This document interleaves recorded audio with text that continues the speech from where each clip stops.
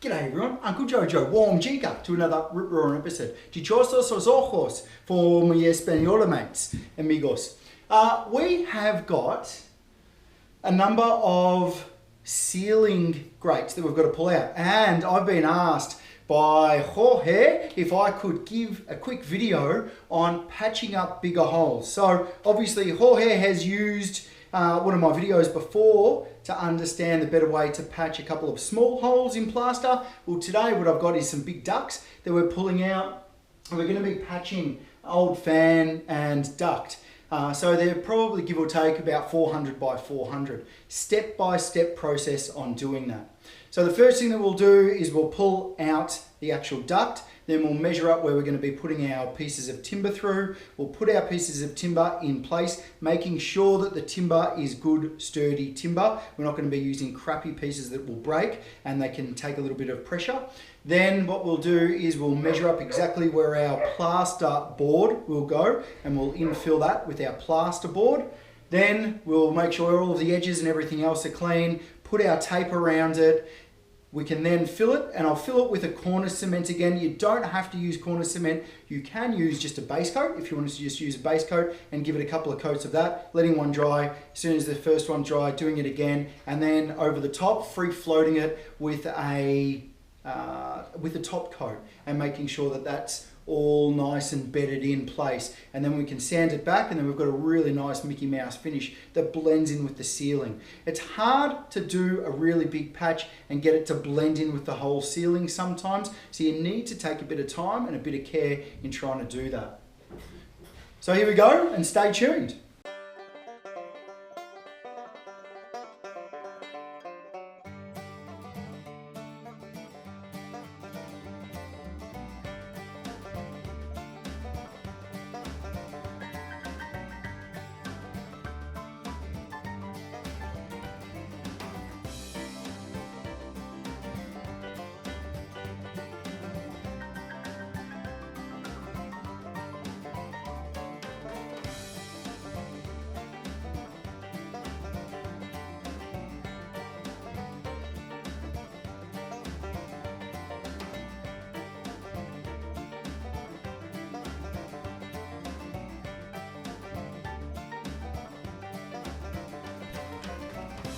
One thing you need to be very careful of when you get to, when you're cutting into a ceiling or when you're doing ceiling work, whether it be plaster, battens or any of that, is look out for wires. We've got a couple of downlights obviously on the ceiling, and we want to make sure that we're not going to hit any of those.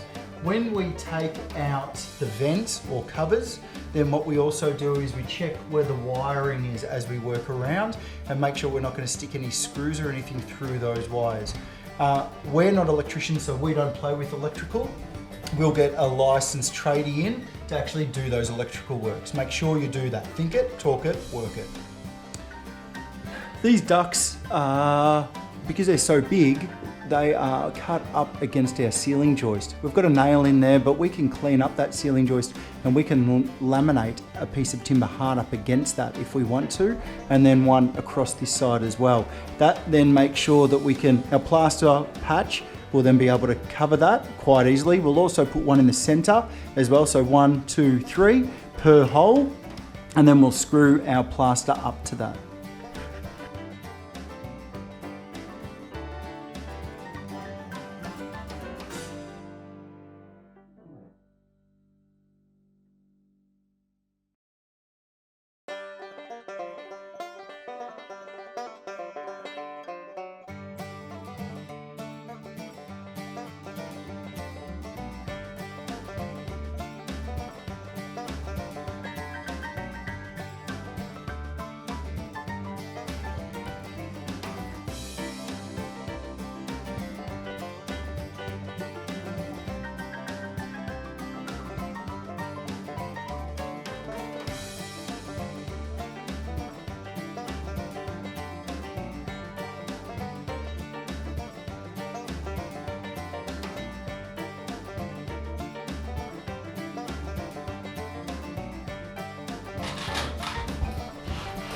Next is make sure you use plasterboard screws. These are needle head plasterboard screws, and you can use anything from a 25 mil up to a 35 mil. 35 mil for this, just to make sure it goes right into that batter nice. It's not going to move around too much. And then we can get our plaster that we've already cut. When we're cutting our plaster to fit in the hole, our hole size in the ceiling is a 400 by 400. So what we're going to do is we're going to measure 390. It gives us 5 mil play all the way around. This is a machined edge on our plasterboard, so we're going to utilise that machined edge. We know it's nice and straight. We measure our 390 in on our side rule. Close up of that. 390 in on our side rule, and we can use a pencil, or alternatively, this is horrible.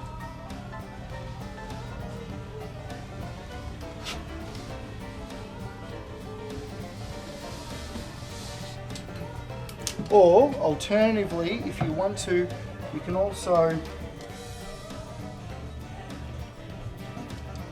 go straight to the Stanley knife. And you only make a small line in it just to gauge the line.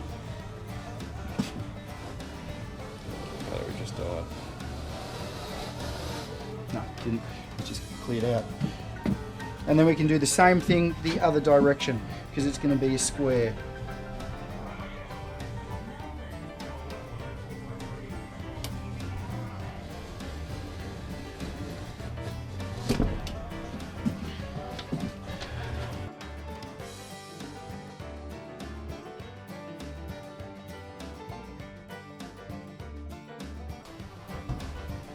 And slip it straight into position. Dun, dun, dun, dun.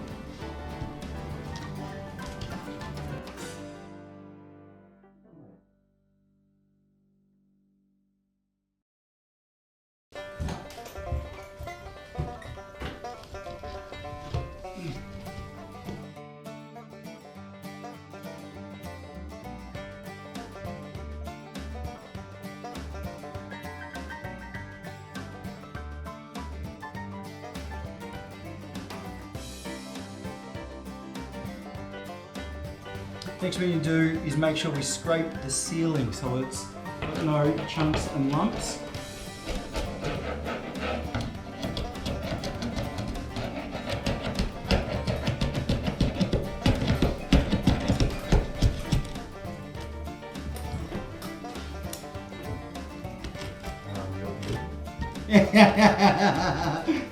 Beautiful! It's true. How to cut a circular hole. We're going to be cutting some plaster out for a fan today, and what we want to do is make sure that the diameter of our circle fits perfectly into our hole. One of the quick, best and easiest ways to do that is to get a piece of masonite packer. Now our hole needs to be around about, so what we need to do is get our hole at 280 overall. So what we're going to do is use a masonite packer, and we're going to mark 135 millimeters in. So we measure 135 mil in, and we mark it right in the center of our packer. Then what we do is we get a soft sheet nail, whack her in the center there.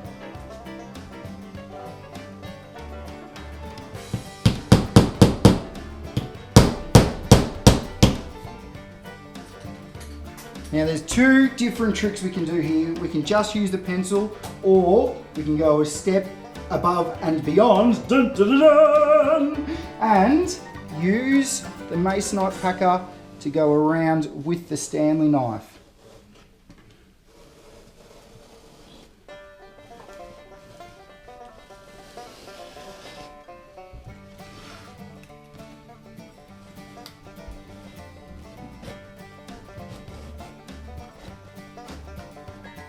Now, important section. Number 1, don't cut yourself. Number 2, be careful. Number 3, don't cut yourself. But all in all, the first one's just a gauge line. The second time you go around, you're actually going to be cutting a lot deeper into your plaster.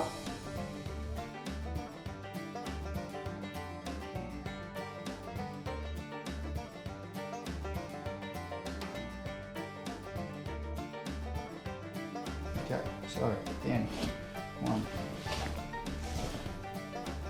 2, 2. Take that out. That will just get patched, don't worry about that. 3.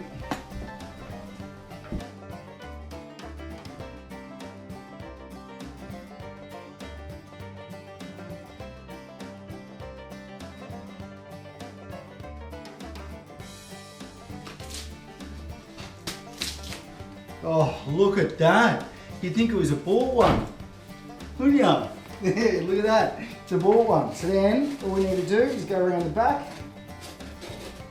You can copy the same system for the back if you wanted to use your masonite packer.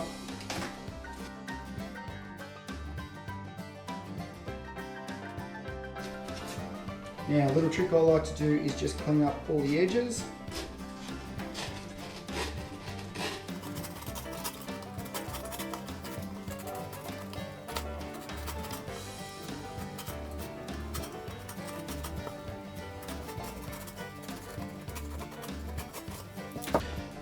There you go. Now, let's just double check that it fits.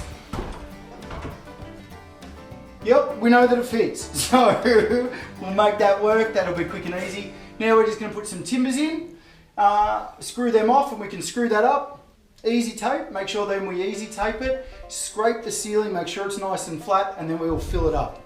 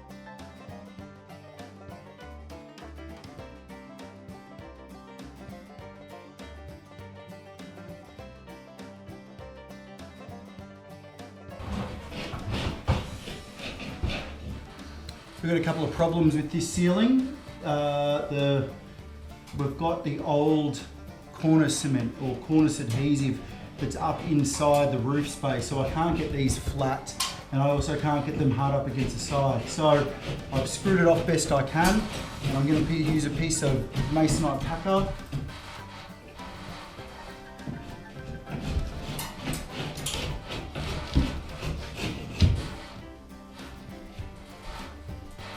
To keep it as flat as I can. Then I'll screw that into position, then I'll clean that ceiling off.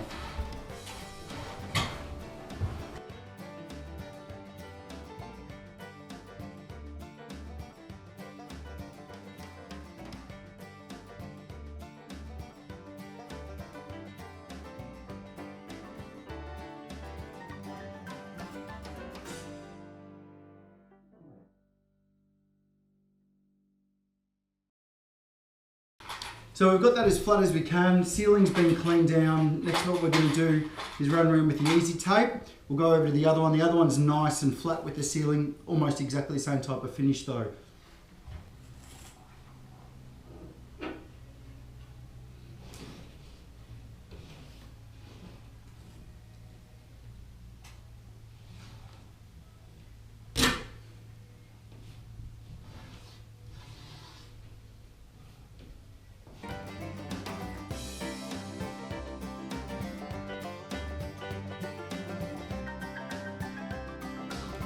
When we're applying the easy tape, we want to be aiming for the centre of the gap, wherever we can.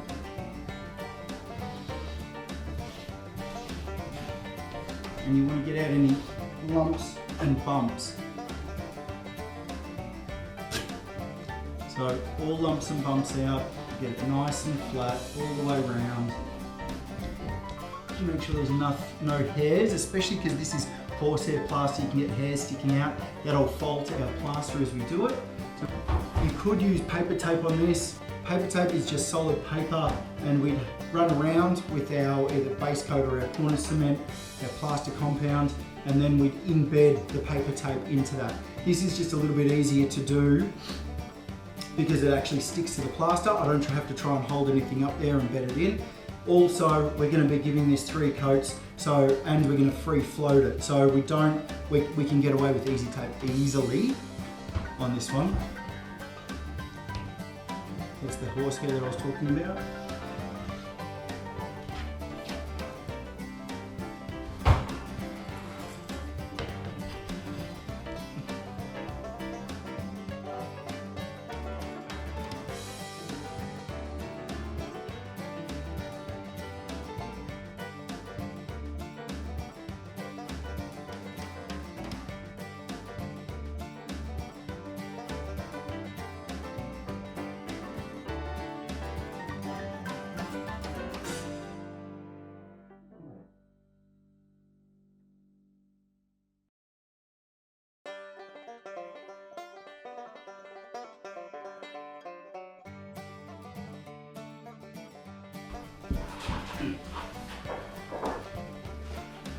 Again, same as last time, when it comes to making your plaster up, you want it thick and creamy.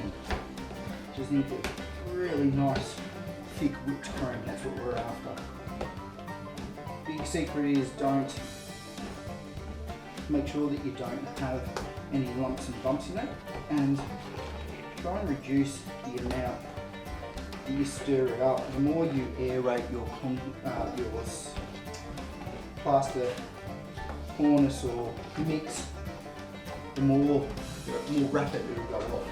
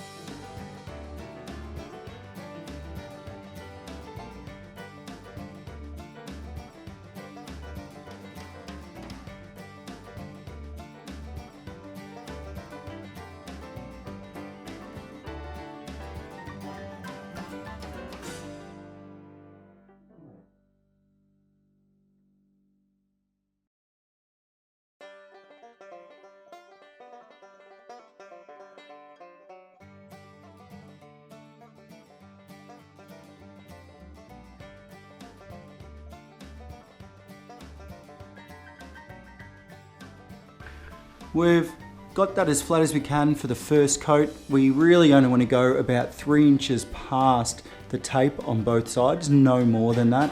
And we want to make sure that the edges are feathered.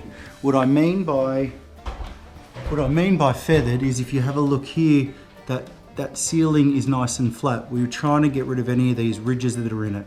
Here's some more ridges here. We want to get rid of those. But what we can do is wait till that's 3/4 dry, and then we can scrape it back slightly. Then what we'll do is we'll use a 6-inch trowel. The first one was a 4-inch trowel. The next one will be a 6-inch trowel, and we'll cover a lot more of that. We'll go probably give or take 1/2-4 inches on each side of that tape, all the way around.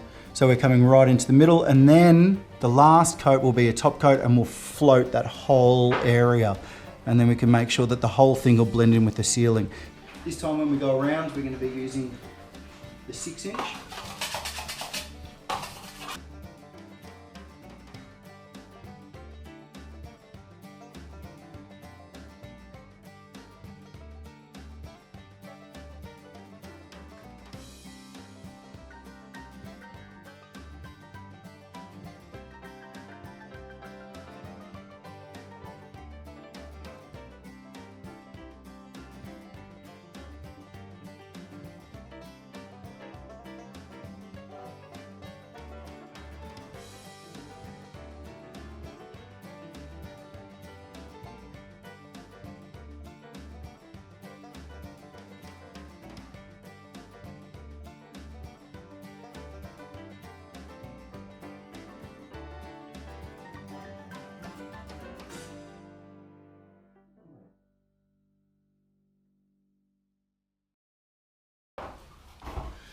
48 hours later, this is nice and dry, but you can see here that we've got some lumps and bumps. So,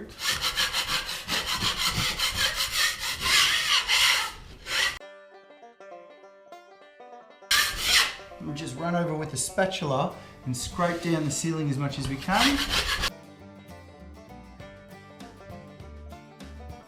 And make sure we get rid of as many of those lumps and bumps as possible.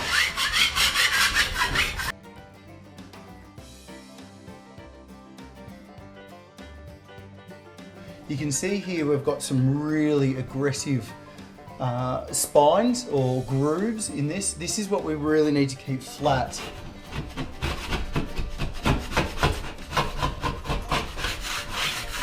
Ideally, we want to be able to do that when it's semi-wet, so it's almost set, and it makes it a little bit easier to shape.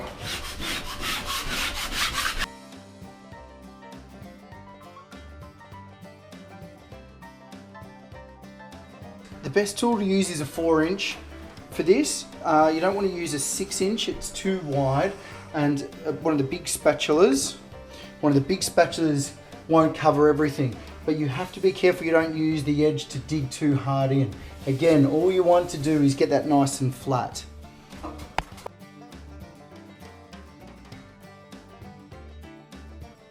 Rightio, now we can float that. So what I mean by floating it is that I use as much plaster as necessary to get a full coverage over that whole area from there to there, and it'll get then blended into the whole ceiling. When I say as much as necessary, I don't want to cake it. I don't want to put too much on there so it takes ages to dry. Also, if I put too much on there, what can end up happening is it can become bubbly or weak or hollow and start actually falling out when we're painting it. So last things we want to do, we just want to be able to get a nice press all the way through. You can watch me as I do it. We want to get that nice and consistent and flat. Then once that's dry, this is going to be the top coat. Once that goes dry, then we'll let it set. And once that's then dry, we will give it a nice sand back and get it as smooth as possible and prepped for painting.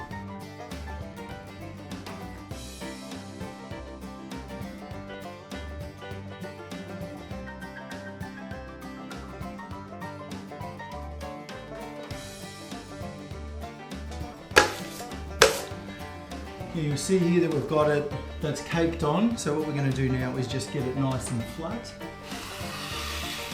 I guess, again, I'm just bending the edge of my trowel to get that off.